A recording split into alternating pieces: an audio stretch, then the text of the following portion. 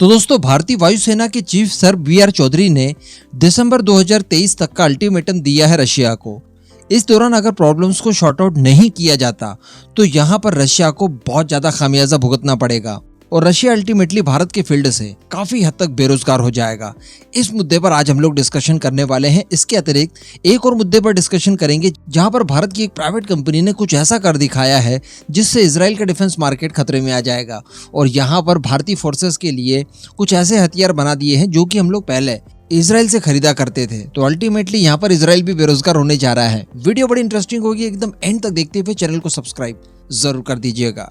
तो पहले बात कर लीजिए रशिया की। तो अभी हम लोगों ने 1-2 दिनों पहले ही डिस्कशन किया था कि हमारे बहुत सारे डिफेंस इक्विपमेंट रशिया से आ नहीं पा रहे हैं। इसके पीछे का कारण यह है कि हम लोग पेमेंट नहीं कर पा रहे हैं। ऐसा नहीं कि हम लोग करना नहीं चाहते, पाकिस्तान जैसा करना चाहते हैं लेकिन करने के लिए कोई माध्यम नहीं मिल रहा है। डॉलर्स दे नहीं सकते और रुपीस की अगर बात की जाए तो रशिया ले नहीं रहा है और चाइनीज युआन भारत किसी भी परिस्थिति में नहीं देगा। तो इन सब चीजों की वजह से ऐसी परिस्थितियां जनरेट हो गई है कि भारतीय वायुसेना के पास हथियारों की कमी आ सकती है दिसंबर 2023 तक। जी हाँ, देखिए, एक तो S-400 की 2 रेजिमेंट हमें प्राप्त करनी है जो कि नहीं आ पा रही है। चलिए ठीक है।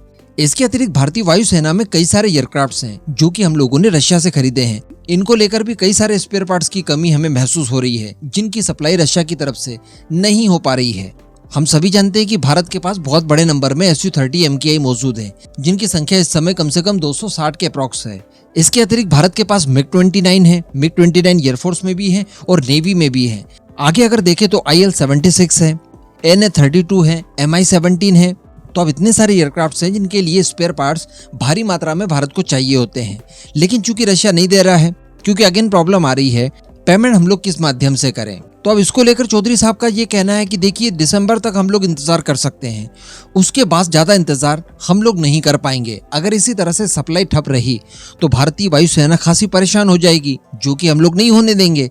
इसके लिए अल्टर ढूंढा जाएगा भारतीय प्राइवेट कंपनियां। जी हाँ, हम लोगों ने चूंकि सुखोई 30 MKI को लेकर अच्छी खासी महारत हासिल कर रखी है, उसे लोकल मैन्युफैक्चर करने के लिए लाइसेंस भी ले रखा है।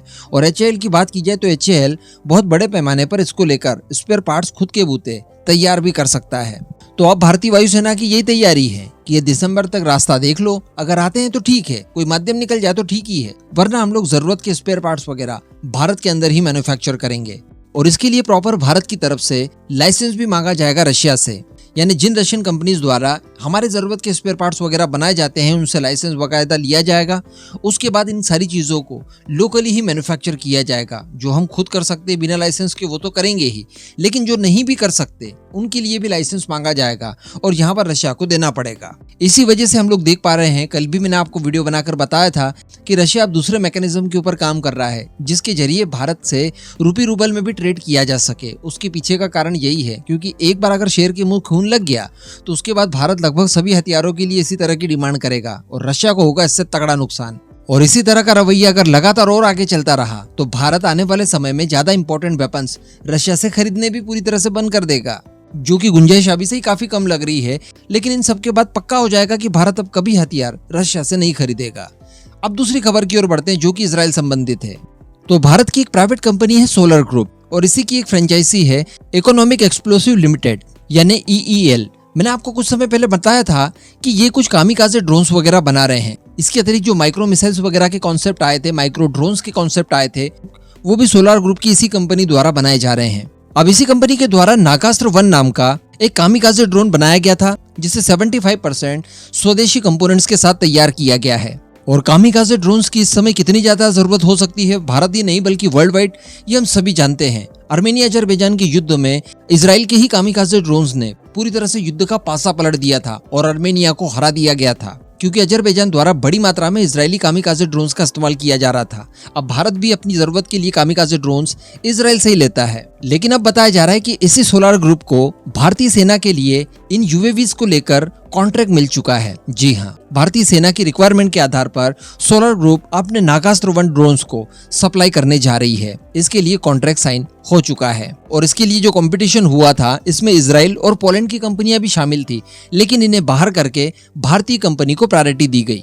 और इन ड्रोन्स के माध्यम से आप अटैक भी कर सकते हैं और सर्विलांस का काम भी कर सकते हैं। यानी ये आपके लिए 2 in 1 रोल प्ले करने वाला है।